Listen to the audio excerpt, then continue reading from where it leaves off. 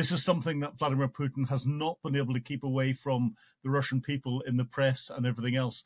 And the longer the Ukrainians continue to occupy Russian land, and Putin seems to do nothing decisive about it, the weaker Putin will appear, not just to the Russian people, but to his inner circle and his oligarchs, and also to those international leaders that tacitly support him. So in particular, Xi Jinping is the one that he is focusing on most, because he is requiring that tacit support to keep him going from China.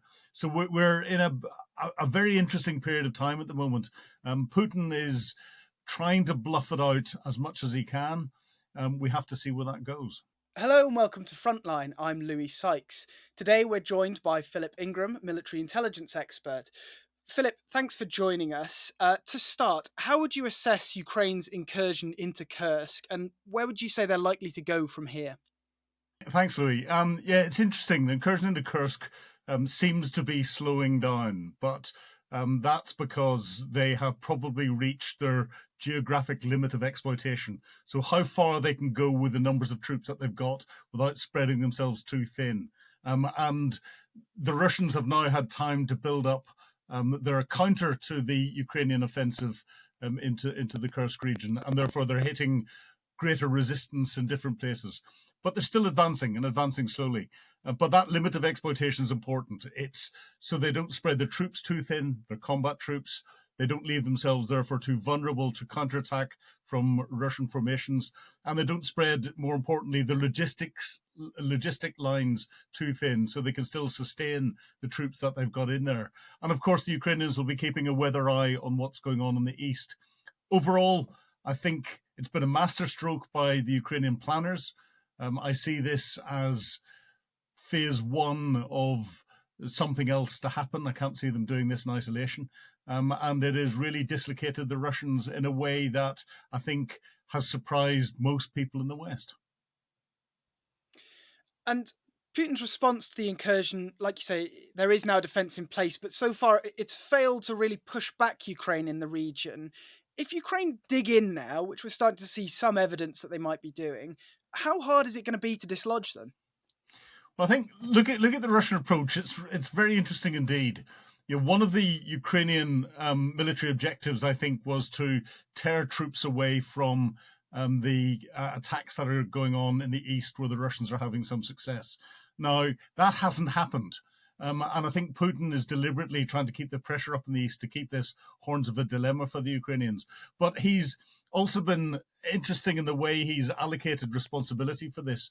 He's maintained it as an internal security situation, a counter-terrorist situation. So it's the FSB that are leading rather than the Ministry of Defense. That's the Russian internal security organization. They provide all the border guards. They provide similar services to MI5 in the UK and all the rest of it. But he's given them lead responsibility. So he hasn't turned it into part of his special military operation. This is causing a few interesting dilemmas and a few interesting tactics. One of the interesting tactics is he can then use conscripts, which under the Russian constitution are not allowed to be deployed into a conflict zone. Well, this isn't a conflict zone. So he's using conscripts to go in, and that's why the Ukrainians are capturing so many. But it also causes a dilemma if he tries to move any of his troops then from eastern Ukraine up round to deal with anything, because whenever they're in a conflict zone, they get additional money. If he moves them around into Kursk, because it's not declared as a conscript as a conflict zone, they will lose money. And there have already been complaints from some of the Russian formations that have been moved, very small numbers, but have been moved around, that they're losing pay. So this is not good for morale for those that are on the front line. They may have a better chance of surviving. They may have a better chance of being captured by the Ukrainians and surviving longer, but it's causing a real dilemma. And that dilemma is being enhanced by the fact that it's increasing the visibility of what's going on inside Ukraine, but amongst the Russian people. This is something that Vladimir Putin has not been able to keep away from the Russian people in the press and everything else. And the longer the Ukrainians continue to occupy Russian land, and Putin seems to do nothing decisive about it, the weaker Putin will appear, not just to the Russian people, but to his inner circle and his oligarchs, and also to those international leaders that tacitly support him. So, in particular, Xi Jinping is the one that he is focusing on most, because he is requiring that tacit support to keep him going from China. So we're in a very interesting period of time at the moment. Putin is trying to bluff it out as much as he can. We have to see where that goes. You mentioned, of course, the political issue for Putin of having Russian territory occupied by a foreign force. There's now some reports, at least, of Ukrainian activity near Belgorod, clashes on the border, similar Yeah. sort of reports. Can Putin afford the level of sort of inaction that he's got at the moment if two Russian regions were invaded? Well, Belgorod's again interesting. It was attacked into twice in the last year by um, uh, the Russian forces that have a formation fighting alongside the Ukrainians for the Ukrainians. There's some ethnic Russians that are there, so it's the Russian Legion, they refer to them as, and they advanced into Belgorod for a couple of days on two different occasions, and then withdrew back across the border into Ukraine again. So Belgorod has been attacked beforehand. I've seen reports of the initial attacks but nothing to suggest that this has gained the same sort of momentum and taken the same sort of territory that the Ukrainians have in Kursk. And actually, there's more that they consolidate in Kursk, I think, that will have a greater impact on Putin than them opening up somewhere else, because just to the south of the same river, and the Ukrainians have dropped all of the bridges on the same river and have put a lot of effort into stopping the Russians getting pontoon bridging across to that south. If they captured all of that territory, it would give them an even bigger buffer zone on the Ukrainian-Russian border on the Russian side. And then Belgorod could be continuing that buffer zone, moving down more towards the Kharkiv area, where the Russians had attacked into and recaptured some of the territory there that they lost at the end of 22, recaptured some of the territory and then forced the Russians to have to focus in a couple of different directions. I think it's too early to say where the Ukrainians are going to go and what is happening, but I do expect something else to happen. Last week, we were talking to Robert Fox, who is the defence editor at The Standard, and he'd mentioned that he thinks Belgrade might not be the next target at all. It could instead be something like another strike on the Kerch Bridge. So is Belgrade necessarily the next logical target, or is it important for the Ukrainians to kind of keep Putin and the Russians guessing? Well, I think Robert Fox has hit the nail on the head. Belgorod wouldn't necessarily make sense, because having attacked into twice last year, the Russians are prepared for something coming in there. But keeping the Russians guessing as to where the next phase of this Ukrainian operation is going to be is critical. They kept the mini invasion into Kursk very, very close hold indeed, and many Western countries weren't aware of it until after it had happened. And the Ukrainians will want to keep the Russians guessing. The Kerch Bridge is one of the next logical objectives, as is putting further pressure into Crimea. The Ukrainians had been putting pressure on Crimea quite a lot earlier this year, with some success. And of course, they had real success last year in attacking the Black Sea Fleet headquarters and the Black Sea, with a number of raids attacking air defense sites and airfields. That's tailed off a little bit. I would expect that to build up again, and we may see further activity down across the river deltas, putting pressure on the Russian defenses more in the southeast. But it's the Ukrainians deciding on where and when the next operation will be. They have probably planned 2 or 3 different options. And what we'll see is they will probe and have a little look and and test and see what is the best option for them to go.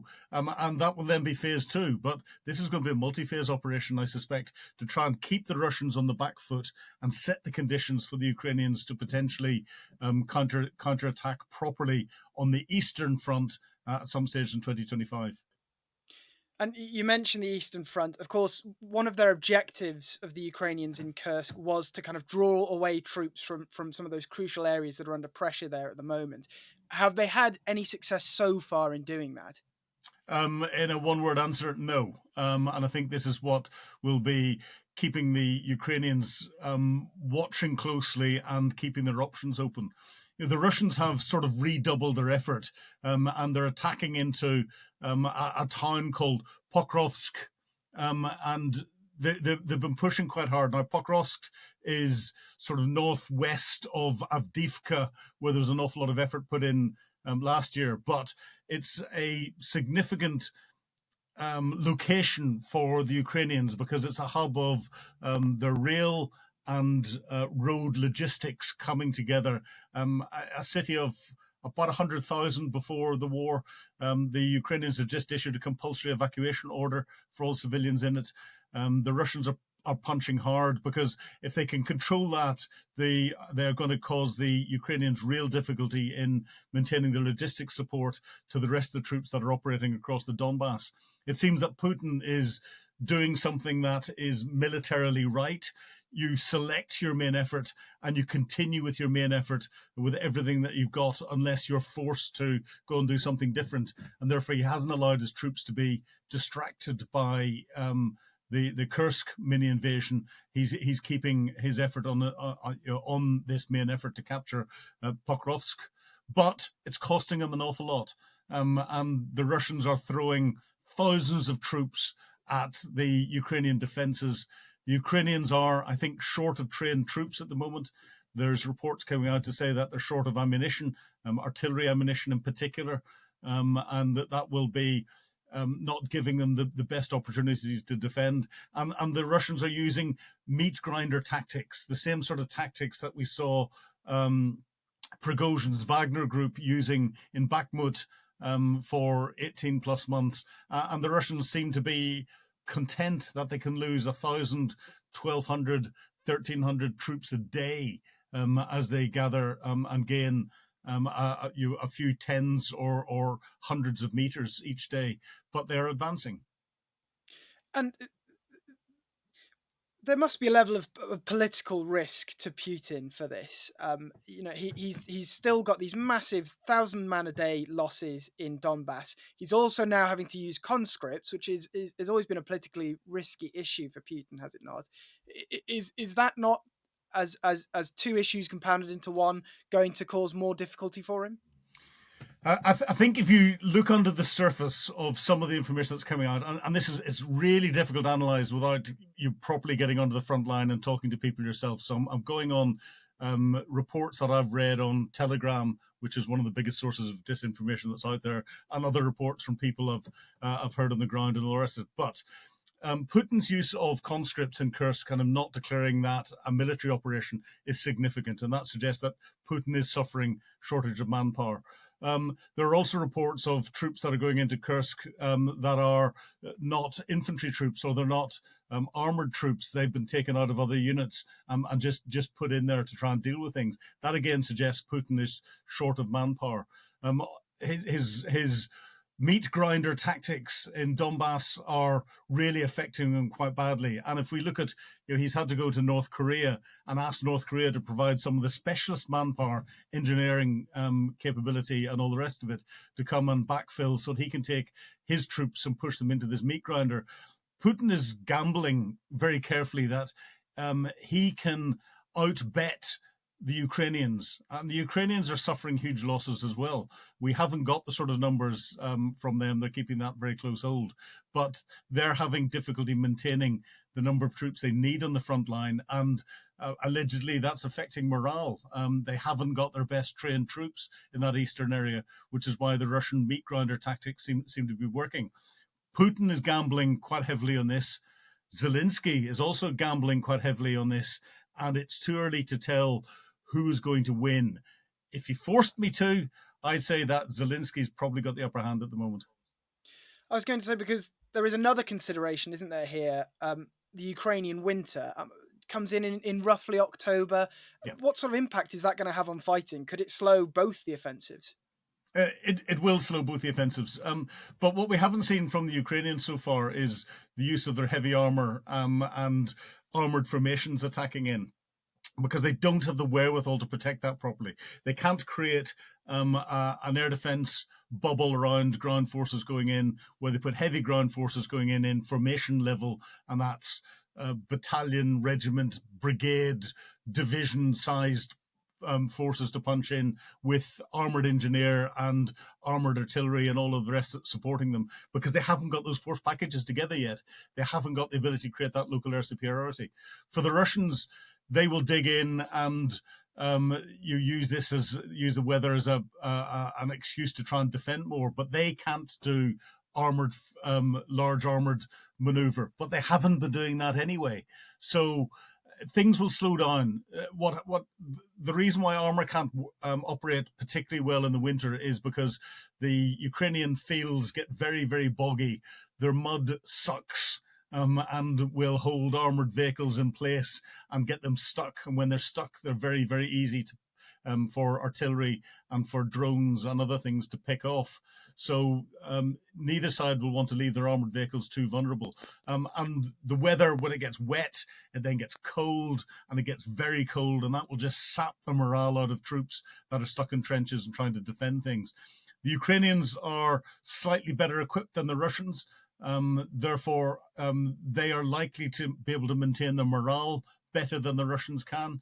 The Russians, if they can increase the amount of indirect fire that they got from artillery, from rockets and everything else, can try and have an effect on that Ukrainian morale. This is where the Ukrainians need to counter that with more Western artillery, because our artillery can outrange anything the Russians have got generally. But it only works if you've got the ammunition. So again, we're in a time period when the West needs to make sure that Ukraine is properly prepared for the winter months. And Ukraine will use the winter months then to plan what they're going to do as spring and next year's maneuver opportunities start to appear. And at their current rate, does it look like the Russians will take Pokrovsk by the start of winter? That's very difficult. The Ukrainians know the tactical and operational significance of losing it, and therefore I suspect they will get to a point where they will throw many more resources at it. They may even do that at the expense of resources they put into Kursk. There's been reports in the last 24, 48 hours of the Ukrainians rotating new troops in, and they seem to have stabilized the front line and stop Russian advances. This is potentially going to turn into another Bakhmut, and therefore but it's a much larger city, and we could see the city being completely destroyed in the way that we have with Bakhmut and Avdiivka and others. Elsewhere in this conflict, there is a continuing campaign to strike Russian oil refineries by Ukraine. Just over the weekend, a Moscow refinery was hit by drones. That's obviously right next to the capital. Has Russia had any success yet in countering that campaign? No, Russia's it's had minimal success in shooting some of the drones down that have been attacking into Russia.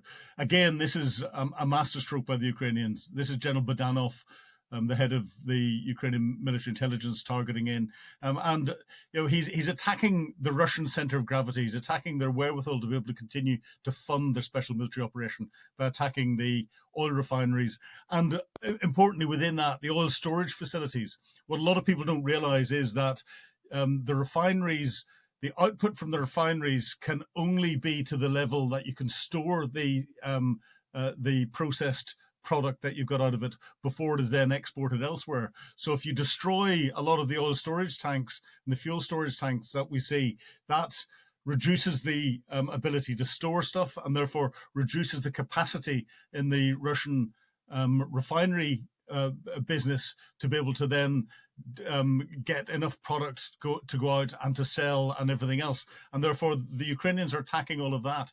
They're also attacking Russian energy infrastructure as well, in the same way the Russians have attacked Ukrainian energy infrastructure. And what that's doing is that's then bringing the message home yet again to local Russians whenever they're having their electricity cut, they're having difficulty getting hold of fuel and elsewhere. So the Ukrainians are selecting and maintaining their aim in their operation to try and undermine Putin's position, and they're continuing with that.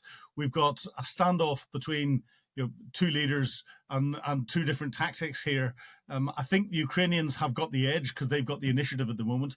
And the more I see of Vladimir Putin, the less options he seems to have as to where he's going to go. And I think that is causing him real difficulty when it comes to his decision making at the moment. Russia has been responding to this in a way with these missile and drone strikes across Ukraine. Just over the weekend, there were civilian targets in Kharkiv hit quite badly. There's reports of further strikes today. But are they having an equal impact, or are they not really intended to, as the ones that are hitting refineries in Russia? The Russian targeting and the response using their drones, and interestingly, we're starting to see them use North Korean ballistic missiles. I'm surprised they get off the ground, but we're getting more reports of those coming in. The fact that they're hitting civilian infrastructure, and it's not critical infrastructure that will impact civilians, it's civilian shopping centres and accommodation buildings and other things, shows the lack of fidelity in the targeting and the inaccuracy of the weapons systems that they're putting in.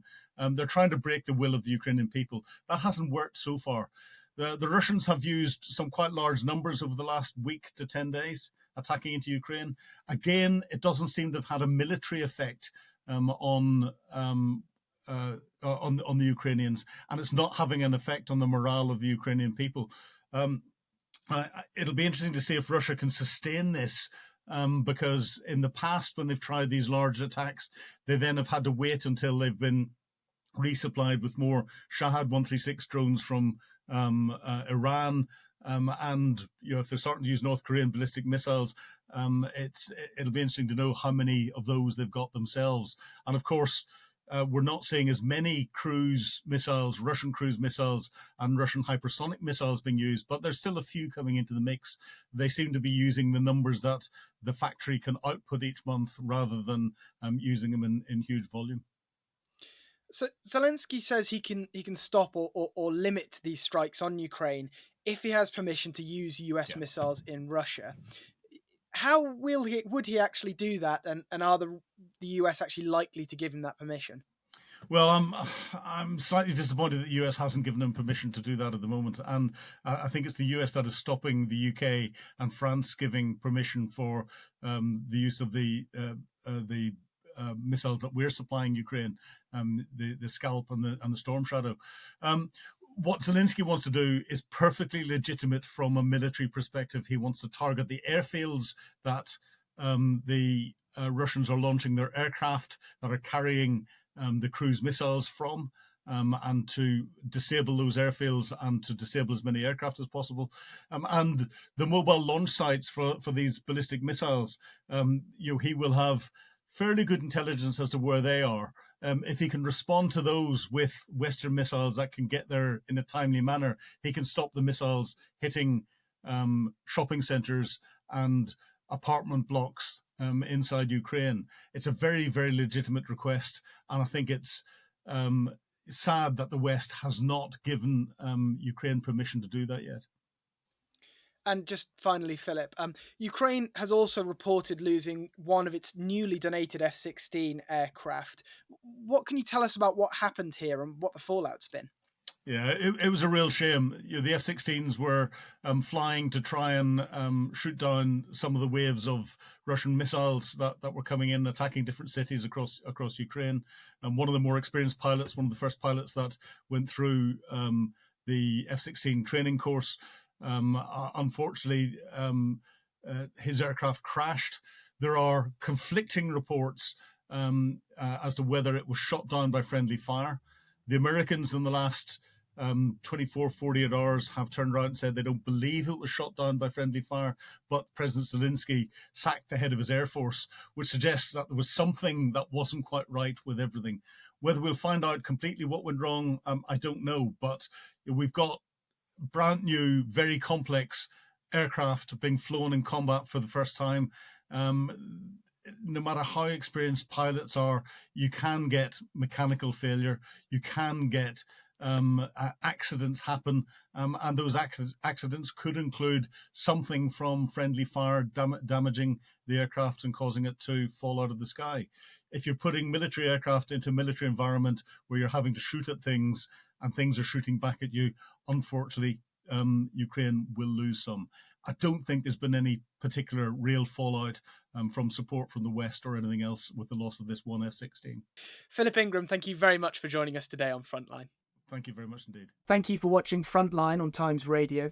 For more on the war in Ukraine, please subscribe to our YouTube channel, or you can listen live on the Times Radio app, or read the latest news and breaking stories on thetimes.com.